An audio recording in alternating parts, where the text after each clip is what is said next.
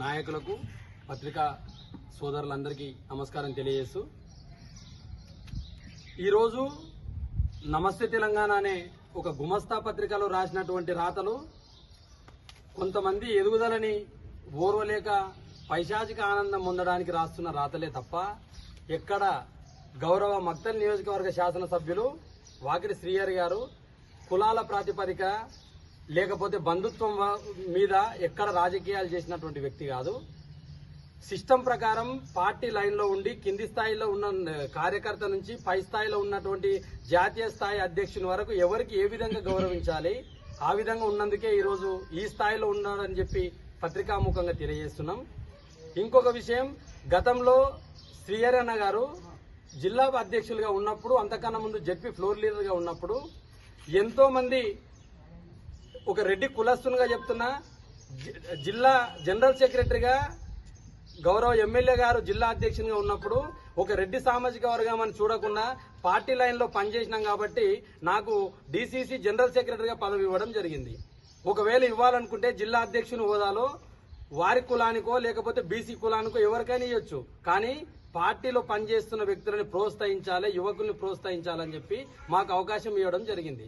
గతంలో మాకు జెడ్పీటీసీగా పోటీ చేసే అవకాశం ఇవ్వడం జరిగింది గౌరవ ఎమ్మెల్యే ప్రస్తుత ఎమ్మెల్యే శ్రీహరి గారు. అంటే ఏం చెప్పదలుచుకున్నామంటే కులాలని అందులో రెడ్డి కులమనో బీసీ అనో ముదిరాజనో లేకపోతే వైశ్యానో ఇంకోటో కులాలుగా విభజించడం పాలించడం గత పాలకులకు అలవాటు. ఇదే నమస్తే తెలంగాణ పేపర్లో ఏ విధంగా ఉండే గొర్రెలని యాదవ సోదరులను మొత్తం గొర్రెలోనిచ్చి ఒక డైవర్ట్ చేయడము, ముదిరాజ్ సోదరులను మొత్తం చేపలు ఎరవేసి చేయడము, ఈ విధంగా విభజించడం చేసిండ్రు. ఈ కాంగ్రెస్ గవర్నమెంట్ లో కూడా ఈ గుమస్తా పేపర్ అధిపతులు ఆ విధంగా పరిపాలన చేసింది. ఇప్పుడే అట్లా చేస్తారని వాళ్ళు అనుకుంటున్నారు. కానీ ఆ విధంగా ఈ ప్రజాపాలనలో గౌరవ ముఖ్యమంత్రి రేవంత్ రెడ్డి గారి ఆధ్వర్యంలో జరిగే ప్రభుత్వంలో అవన్నీ జరగదు. ఇంకొక విషయం చెప్తున్నాం, గౌరవ ఎమ్మెల్యే గారు దాదాపు నియోజకవర్గానికి 40 కోట్ల రూపాయల నిధులు తీసుకురావడం జరిగింది. ఎక్కడ కూడా ఈ గ్రామంలో ఒక బీసీకి నిధులు ఇచ్చే వర్క్ ఇవ్వాలి, ఇంకో గ్రామంలో రెడ్డికి నిధులు ఇవ్వాలని చెప్పలే. ఆ గ్రామంలో ఉన్న ప్రతి గ్రామ స్థాయి కార్యకర్త నుంచి గ్రామ అధ్యక్షులు ఒక పద్ధతి ప్రకారం ప్రోటోకాల్ ప్రకారం పనులు ఇచ్చిండు, పనులు చేయించిండు, ప్రజలకు కూడా ఆ విధంగా సహకరిస్తున్నాడు. ఎక్కడ కులాన్ని గాని ఇంకోటి కించపరిచిన వ్యక్తిత్వం లేదు. ఒకటి హెచ్చరిస్తా ఉన్నాం, కొంతమంది ఈ సోషల్ మీడియా ద్వారా ఇంకో వేదికల ద్వారా ఈ తప్పుడు ప్రచారాలు చేస్తున్న వ్యక్తుల్ని ఖచ్చితంగా ఖబర్దార్ అని చెప్తున్నాం. ఎందుకంటే మేము చాలా సిస్టమేటిక్ గా ఒక గురువు దగ్గర పనిచేసే శిష్యుల మాదిరి మేము ఒక అధికారం అనే గురుబోధ తీసుకొని ఉన్నాం.